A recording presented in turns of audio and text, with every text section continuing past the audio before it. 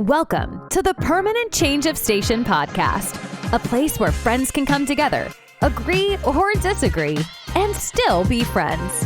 Join attorney and Forever Miss Oregon, Lynette Perez, each week as she covers such topics as law, relationships, faith, and current events. No matter the issue, Lynette believes it's time for a permanent change of station. Welcome to Permanent Change of Station. This is your host, Lynette Perez. I'm here with another exciting episode.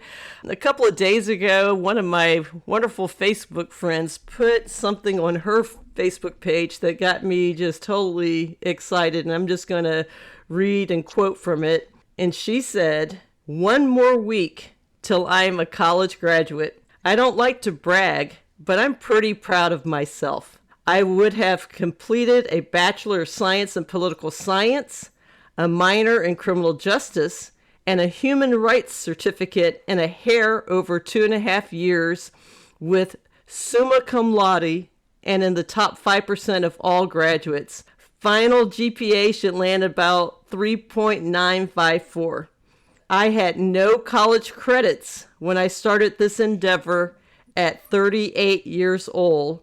Literally zero. I will have 120 next week. Walking this path with Heather, who has her whole future ahead of her, and we graduate college together and gave each other pep talks while crying and laughing together. This is the biggest on-paper endeavor I've taken up aside from business. I am self-employed and still work. Huge thank you to my employees who stepped up." And I'll read some more of this post, but this was a post of my friend Lindsay Campbell, who is here with me for this episode. Congratulations, Lindsay. Thank you. I am so excited to be here and be able to share my experience and hopefully some hope as well. You know, it's been a journey, to say the least. It's literally taken me 40 years to get where I'm at. Wow. And what was like the triggering event, or what inspired you to say, hey, I'm 38, 2 years ago, and I'm going to start this? What was it about 2 years ago that made it something you said, okay, now is the time? I was at this point in my life where I needed more. I make decent money on my own being self-employed. It's not about the money. But I needed my soul fed, is what pushed me a little bit more. My children at the time were 20, 18, and 16. So they were finally old enough to where, I didn't have to tend to all of their needs all the time, being teenagers and having their own cars. And two of them didn't live at the house at that point. So I had the time and I have the energy. The pivotal moment for me was actually, short story, I'm a big fan of Tony Robbins. He really pushes people outside of their comfort zone to face things. And I went to one of his seminars, and it was in Dallas, Texas. I got home and I looked at my family and I said, "I think I want to go to college." And they said, "You're crazy." And I said, "I know, I never said I wasn't, but I think I want to go." And I was 38, and it was just, this huge endeavor. I thought, if I'm going to do it, then I'm going to do it all the way. I don't take education for granted. I did not get the opportunity to go to college. I had kids young. I've had to work. I've had to support my family and raise children, and didn't have the time. But once they got a little bit older, I decided it's time to put me first for once in my life. Face the fears, which is what I learned from Tony Robbins. I walked on fire at his seminar, literally walked on fire. I thought, if Oprah can do it, I can do it. Wow. And then came home, and, it was July, and then by August I was in school. And where did you attend? So I started at a community college because even though I'm somewhat comfortable financially, I thought it's important to save the money. So I did my first semester at a local, it's called CWI. It's here in Idaho. It's a little tiny community college. Did one semester there and then transferred over to Boise State University. And I tested out as many classes as I could to get, an accumulation of credits. With age, I felt like, I don't get summers off as an adult, so I'm not going to take summers off in college. Never have I had a summer off in a very long time. So I went year round, and I also did 15 to 18 credits every single semester as well. That's a heavy load. Very. And so, how were you able to, I guess, balance your work with your academics? How did you manage that? My employees really stepped up quite a bit. They were fully supportive of me. I worked remotely quite a bit from my home. A lot of times I stayed up till 2 o'clock in the morning doing homework, though, too. I'd go to work during the day, sometimes have classes during the day, depending on, we did go through the pandemic, depending on that time frame. For a little while, I was Yes. straight online. So I think that did help with a schedule. And then just knowing, these are my due dates, and again, I don't take it for granted. It is such a blessing to be able to go to college at any age, let alone my age, and how much I didn't get the opportunity before. So I thought it's a priority. Along with everything else, it's another priority. But a lot of sleepless nights, not much sleep, extra stress, completely worth it though. Now, you said you were going along with your one of your daughters, correct? Yes, yes. She actually started 2 years before me. So she is now 22. And she started, college at 18, right out of high school. So incredibly proud of her. She's getting her business degree with a minor in entrepreneurship, is what she's walking the line with this coming Saturday. We get to walk Wow. together. So what a special moment to really share. She inspired me though along the way. I thought, I watched Heather do it and I thought, gosh, she is sailing, she is soaring high, she is doing her thing. And if she can do it, I can do it too.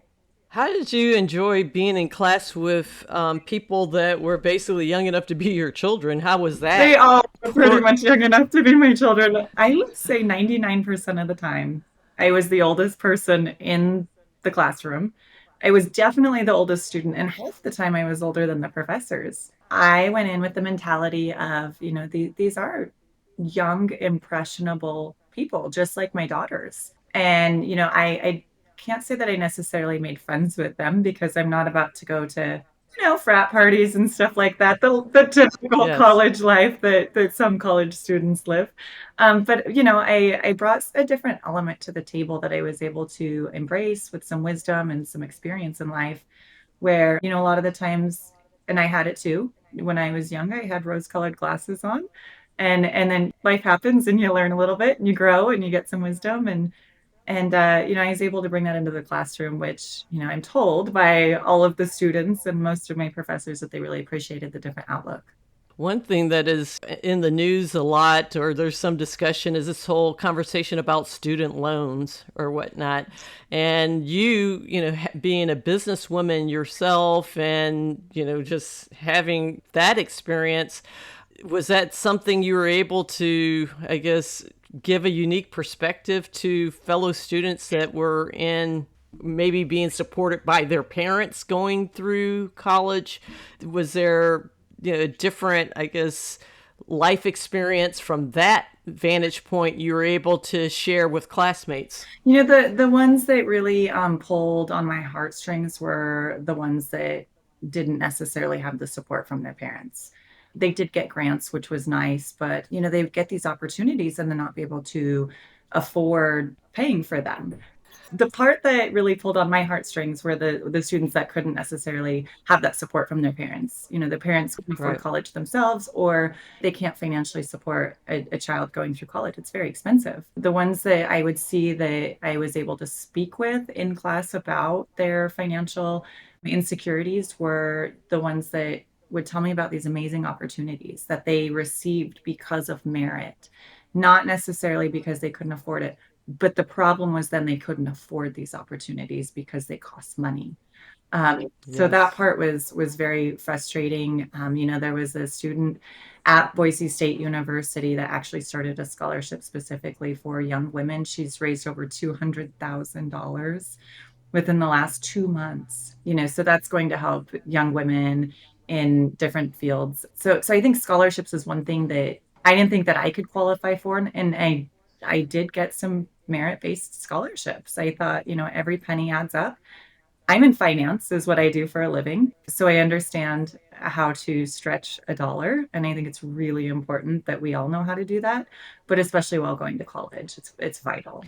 And I think you raised a very important point in that there's a lot of scholarship dollars out there that, almost go unclaimed because people just assume, oh, I won't qualify for this. But there's pretty much some kind of scholarship for almost any kind of situation. You just have to dig and research it enough to find it.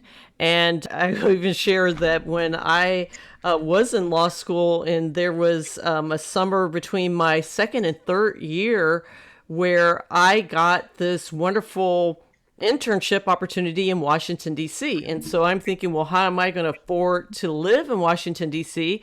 Well, the Asian American Lawyers Association of Washington, D.C. funded 3 interns each summer. And I applied because I had spent time in Asia. I had done an exchange program in India. And in my essay, I talked about my experiences in India. Now, even my law school was saying they thought it was going to be a stretch for me to win. They said, oh, you're going to be competing against Harvard and Georgetown and this and that.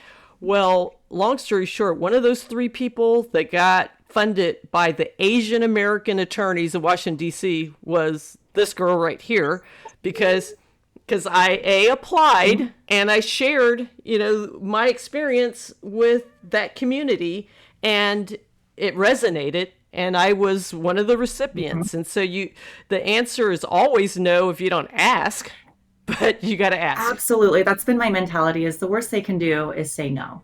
That's it. And I've been told no so many times in my life. It's just another one that eventually someone will say yes. And that's one of those wisdom things that I learned in the real world in business. I was told no so many times before I was ever told my first yes.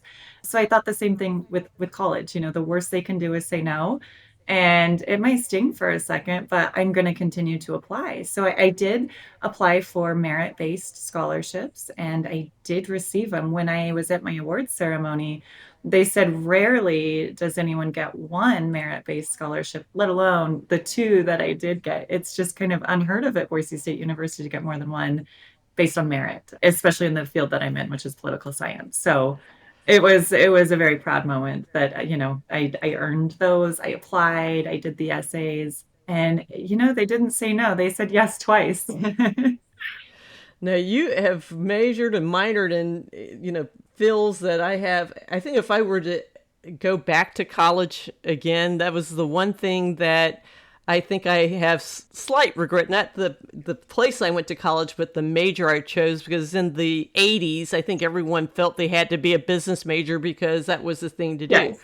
But you chose political science, minor in criminal justice, and a human rights certificate. I think if I had it all to do over again, those would be the kind of things that I would pursue, because those are the things I have the most interest in as well. Yep. Is that how you chose those majors?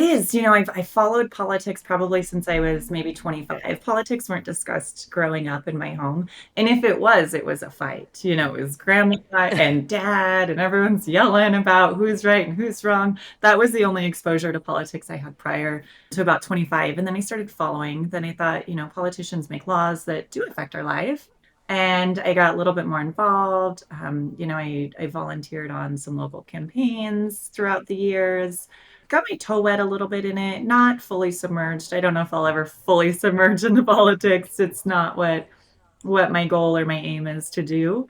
But it was something that I was interested in. And being 38 and started college at my age, I knew what I wanted to be when I grow up. So that was one benefit of the age, considering 38 years old. I know exactly what I want to do. So the criminal justice side was something that I'm really passionate about. I actually want to change laws.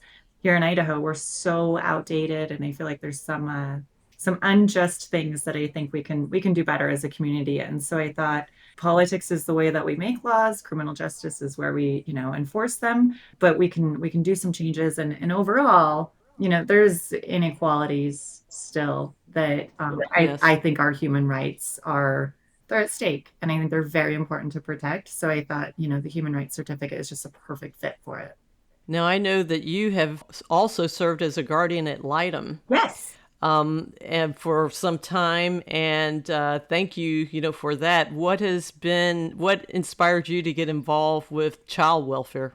I've always been a child advocate. I was raised in an alcoholic, abusive home, and I knew that I never wanted my children to experience that. So they have never experienced it. And I realized once I can break the cycle, because it was generational at that point, and then I Hmm. worked really hard to break that cycle, and I have really close relationships with all three of the girls. But I I thought, gosh, what can I do in the community? So I sat on the board for some local nonprofits with children, and then I thought, that's a lot of exposure, which is great because organizations do need exposure. They need to form alliances, they need to get the word out, and I'm really good at that. But I thought I could make a bigger impact if I work one on one. So after seeing a case here locally, it was very unfortunate. There was a child that was discovered deceased by a family member. Told me to do the guardian ad litem role. So I get to go to court and advocate for my current case is three little girls. They are absolutely amazing. They are in foster care. And it's due to, issues that biological parents have had. And I thought, what can I do to make an impact in their lives? And they say throughout the training it takes weeks and weeks and weeks of training to be able to do this. You're pretty much the only consistent person in their lives for those 18 months. Up to 18 months is how long a case can last here in Idaho. And I got to see him yesterday actually. I got the best cuddles. I really enjoy speaking on behalf of children. All that I do, is I get to know them. I talk to their counselors, the biological parents, foster parents, teachers, sometimes police officers, depending on the circumstance, of course. And then I make up a report for the court, and usually the judge goes by my recommendations. The way that it's viewed is everyone else has representation. The Department of Health and Welfare has representation, the biological parents have representation, everybody else does, but our children don't. Our children are our future. They will be the politicians making laws for us, and they need Yes. protection, and they need an advocate as much as I needed an advocate and I didn't get one when I was a child. To me, it's something very personal, and I take it really seriously, and I love it. As difficult as it can be, it is something that I treasure. And when I lived in Texas, I did a lot of child welfare Mm. law. And oftentimes I would be appointed to represent the parents in a CPS case. Oftentimes I was the attorney ad litem, for the child. But in all the courts I practiced, they were also appointed individuals like Mhm. yourself. And I always really leaned on the guardian, ad litem, and we always would compare notes. I know for a fact that judges really give considerable deference to the opinions of people like yourself who have developed that rapport with the children, who have a responsibility to, walk into the court and say, what is in the best interest of this child or these children, these siblings. And it's very, very important. And I encourage anyone that is considering that. There's CASA entities pretty much all across America, and that's where you can go and get trained and be a voice, for children in any community in which you serve. And children do need advocates, absolutely. And it's almost whenever you think you've heard it all, or you think you can't hear anything crazier or more tragic, there's always something that happens that brings you into court. And like I've have said on other podcasts, I have represented people as young as 3 days old, because they were born drug addicted to methamphetamine or fentanyl or something was in their system at birth. Yep. I mean, these scenarios are happening right now in communities all across America. So I thank you Thank you. for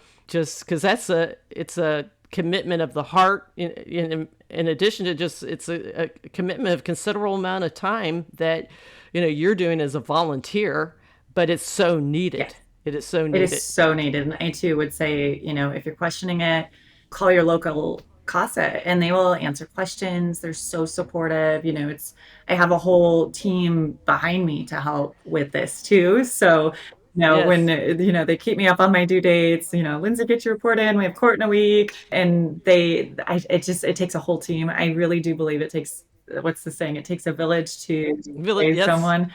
I know my community has raised me, and this is like the least that I can do. And again, I truly believe that our children are our future, and they deserve to have the advocate. They need their own advocate. Yes. Mhm. I when I questioned about whether or not to go to law school myself, because I had older siblings that were already attorneys, and I was like, and they were very successful attorneys at that, and they now almost retired. One has retired, the other is like semi-retired, but they were these very successful corporate attorneys. And I literally asked God, what could I possibly do that is more valuable than that? Yeah. I mean, I actually asked that question, and the reply I got says, "Serve children." Yep. That's priceless. It is. If you serve children, there's no stock in America that is more important than that, because that's the future of our country and our It communities. is. It is. So my next step is law school. I really look up to you. I admire you. Oh, music to my ears! I was about to ask I you am that. not kidding. So you are literally one of my mentors. I have followed you for a long time, way back in pageant days.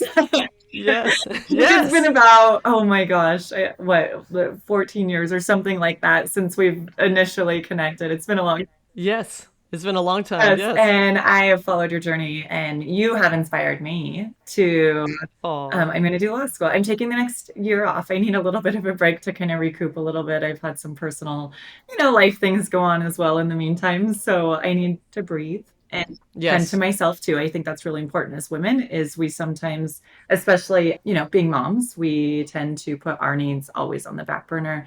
I'm going to take a little bit of time. Then I'm going to attend law school, and I will graduate well, I'll be 41 when I start law school, and I'll be 44 when I graduate. So, and like I had said to you before we started recording this episode, when I started law school in my 40s, I had people would say, "Well, why would you do that, so late?" And my answer to that was that in 3 years, and I knew it was going to take me 3 years to accomplish it, was that if God allowed me to live 3 more years, that I was either going to be 48 with a law degree or 48 without a law degree. And I chose to be 48 with a law degree. And it's been the best job I've had so far in all the jobs and titles and careers that I have. And I've been self-employed now. I'm working for the government as a prosecutor, but it's one of those degrees that you can do so much with. mhm. And I can see you doing great things with a law degree. I definitely will be there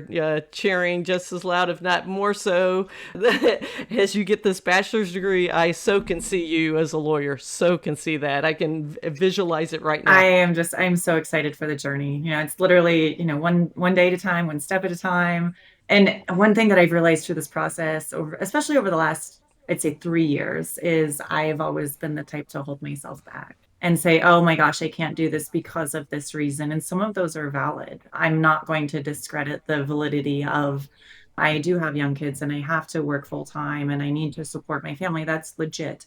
But the Yes. fears of, I don't think I can do this. Am I good enough? Those are kind of the ones that walking on fire taught me to face with a little bit more surety of, I'm the only one that's holding myself back at this point, and I have chosen not to.